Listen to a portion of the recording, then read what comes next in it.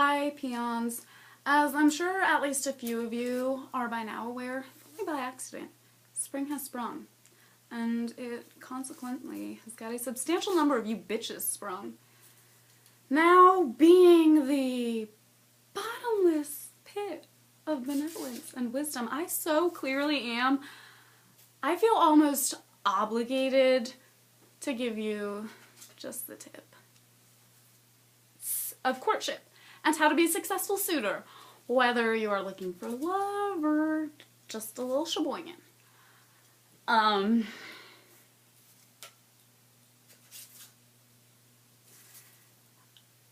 don't actually have any prepared statements on the matter, but what I do have is a love of hearing myself talk. And additionally, I also have numerous past life memories of life as a troubadour, so I'm not talking entirely out of my tushy. And furthermore, in this incarnation alone, I have garnered myself a bit of a reputation for being something of a Casanova. My romantic and erotic exploits are too numerous to ever hope to quantify. If you doubt the validity of my claims, just ask your mom. Diving right in, when you are interested in someone, let them know you are interested in them. Show, especially if you want, not just a fling, but a relationship with them, show them that you care. Show them you notice the little things. Anyone can be like, hey, you're attractive. Anyone can be like, damn, what that personality do? But it takes someone who genuinely cares to, notice the details, So, if I'm flirting with someone and I see the opportunity, I love to be like, that's a really nice shirt. Is the stain on it intentional, or...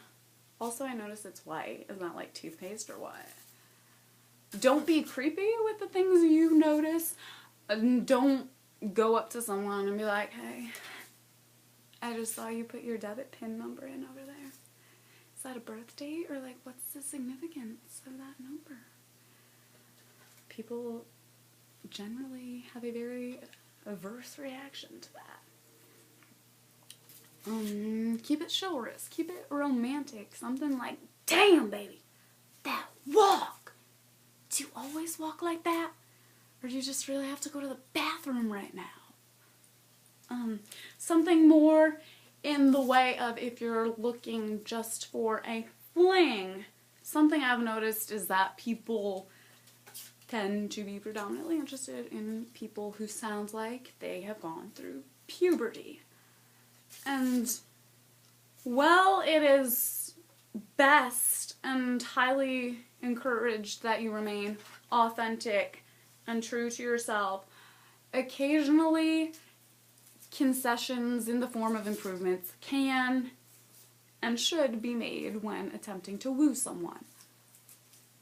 Revisiting what I said earlier about loving to listen to myself speak, my vocality has often been described as a screech owl getting into a knife fight with a dolphin on the rim of a volcano.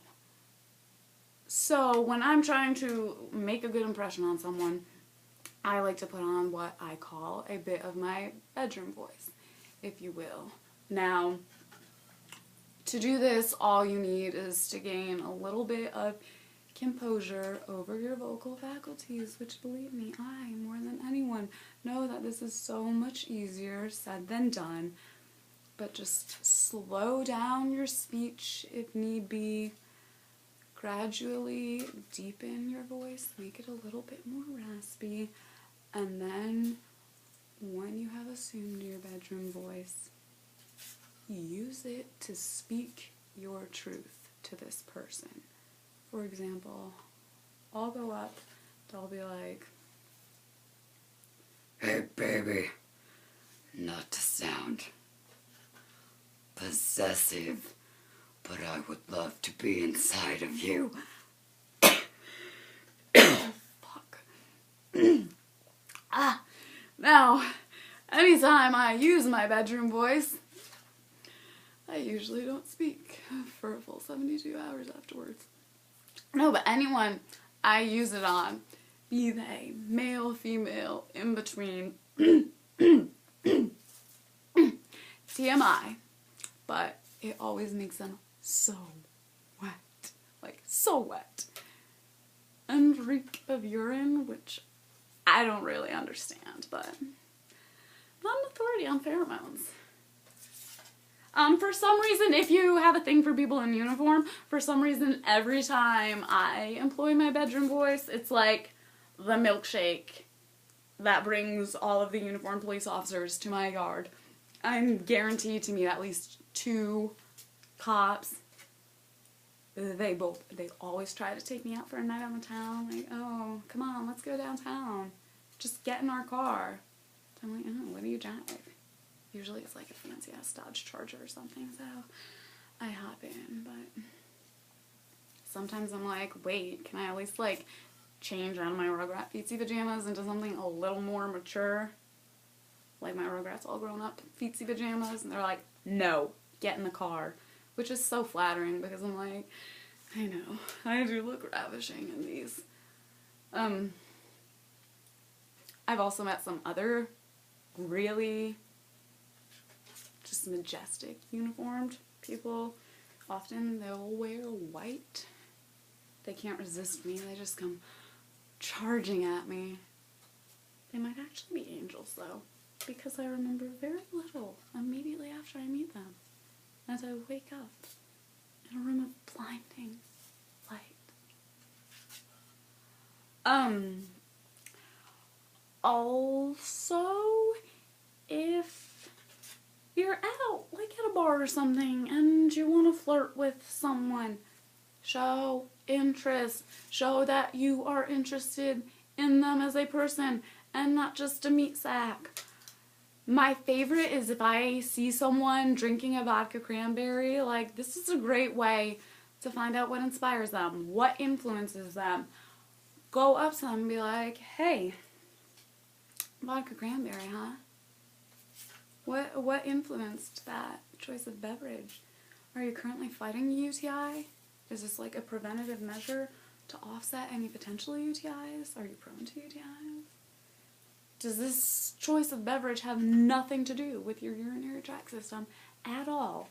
They would love for you to ask. They would love to know that you care and you are interested in that.